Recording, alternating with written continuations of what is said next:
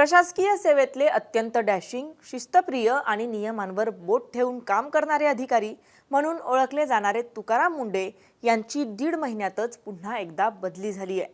गेल्या 21 वर्षांच्या कारकिर्दीत तब्बल 25 वेळा बदली होण्याचा एक आगळावेगळा पण प्रशासकीय व्यवस्थेवर प्रश्नचिन्ह उपस्थित करणारा विक्रम मुंडे यांच्या नावावर नोंदवला गेलाय। आता तुकाराम मुंडेंची नियुक्ती नक्की कुठे करण्यात आली आहे, याआधी कोणकोणत्या विभागात त्यांनी काम केलंय, या नियुक्तीच्या मागची कारणं नक्की काय सांगितली जात आहेत, पाहूयात या व्हिडिओतून। नमस्कार, मी छाया आणि आपण पाहताय मुंबई तक। राज्याच्या प्रशासकीय वर्तुळात सिंगम अशी ओळख असलेले 2005 बॅचचे IAS अधिकारी तुकाराम मुंडे यांनी दिव्यांग कल्याणच्या नावाखाली सरकारी निधीची होणारी लूट थांबवताना अनेक बोगस दिव्यांग कल्याण संस्थांवर कारवाईचा बडगा उगारला होता। मुंडे यांच्या या कारवाईनंतर दिव्यांग कल्याणमधून गेल्या एप्रिलमध्ये म्हणजे साधारण 1.5 महिन्यांपूर्वी त्यांची मंत्रालयातल्या आपत्ती व्यवस्थापन, मदत आणि पुनर्वसन याचबरोबर महसूल व वन विभाग या महत्त्वाच्या विभागांच्या सचिवपदी बदली झाली होती। मात्र त्या बदलीला लगेच स्थगिती देण्यात आली होती। तेव्हापासून ते नियुक्तीच्या प्रतीक्षेत होते। आता अन्न व औषध प्रशासन आयुक्तपदी त्यांची नियुक्ती झाली आहे। राष्ट्रवादीचे नेते नरहरी झिरवाळ हे या खात्याचे मंत्री आहेत। गेल्या काही दिवसांपासून राज्याचं अन्न आणि औषध प्रशासन खातं सातत्याने चर्चेत आहे।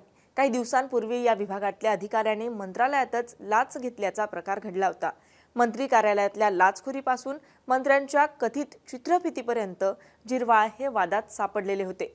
आता नरहरी झिरवाळ यांच्याशी मुंडेंचे संबंध नक्की कसे असतील याबाबतही उत्सुकता असेल, कारण अन्न आणि औषध प्रशासन खात्यावर सत्ताधारी भाजपचे आमदारही नाराज असल्याचं दिसून येत होतं। अनेकदा तक्रारी करूनही या विभागाकडून कोणतीही कारवाई केली जात नाही, असा तक्रारीचा सूरही त्यांनी गेल्या वेळच्या अधिवेशनामध्ये मांडला होता। आपल्या शिस्तप्रिय आणि धडाकेबाज कामासाठी प्रसिद्ध असलेले तुकाराम मुंडे आता या खात्याचे नवे आयुक्त असणार आहेत। तुकाराम मुंडे ज्या विभागात जातात तिथे ते कामात पारदर्शकता आणि शिस्त आणण्यावर त्यांचा भर असतो। मुंडे यांच्या या कार्यशैलीमुळे सामान्य जनतेला नेहमीच दिलासा मिळतो। कार्यालयात वेळेत न येणारे कर्मचारी असोत किंवा राजकीय दबावाखाली चुकीचं काम करणारे अधिकारी, मुंडे कोणाचीही गय करत नाही। दुसरीकडे प्रशासनात काम करताना नियमांवर बोट ठेवून काम करणारे तुकाराम मुंडे हे कोणत्याही सत्ताधाऱ्यांना पसंत नसल्याचं दिसून येतं। कोणत्याही राजकीय हस्तक्षेपाशिवाय निर्णय घेण्याच्या त्यांच्या वृत्तीमुळे ते सत्ताधाऱ्यांच्या पसंतीस उतरत नाहीत। यामुळेच 21 वर्षांच्या सेवेत त्यांच्या तब्बल 25 बदल्या झाल्या आहेत। IAS तुकाराम मुंडे यांची आतापर्यंतची कारकीर्द पाहिली तर ऑगस्ट 2005 मध्ये ते सोलापूरमध्ये प्रशिक्षणार्थी उपजिल्हाधिकारी होते। सप्टेंबर 2007 मध्ये ते देगलूर उपविभागाचे उपजिल्हाधिकारी होते। जानेवारी 2008 मध्ये ते नागपूर जिल्हा परिषदेचे CEO झाले।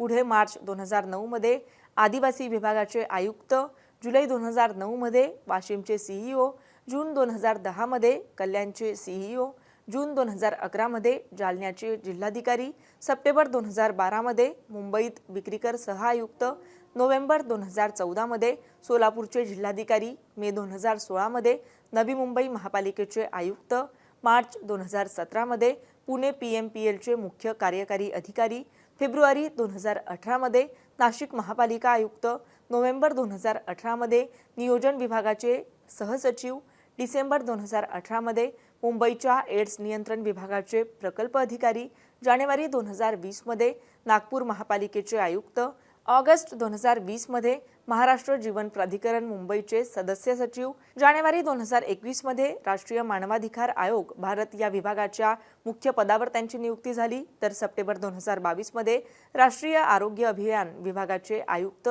आरोग्य सेवा व संचालक, याचबरोबर एप्रिल 2023 मध्ये पशुसंवर्धन आणि दुग्ध विकास विभागाचे सचिव, जून 2023 मध्ये मराठी भाषा विभागाचे सचिव, जुलै 2023 मध्ये कृषी व पशुसंवर्धन विभागाचे सचिव, जून 2024 मध्ये असंघटित कामगार विभागाचे विकास आयुक्त, ऑगस्ट 2025 मध्ये दिव्यांग कल्याण आयुक्त मंत्रालयाचे सचिव, 31 मार्च 2026 मध्ये आपत्ती व्यवस्थापन, मदत आणि पुनर्वसन तसेच महसूल व वन विभागाचे प्रधान सचिव आणि आता मे 2026 मध्ये अन्न व औषध प्रशासन आयुक्तपदी त्यांची नियुक्ती झाली आहे। तर अशी वादळी कारकीर्द तुकाराम मुंडेंची राहिली आहे।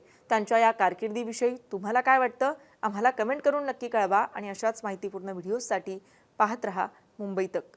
धन्यवाद।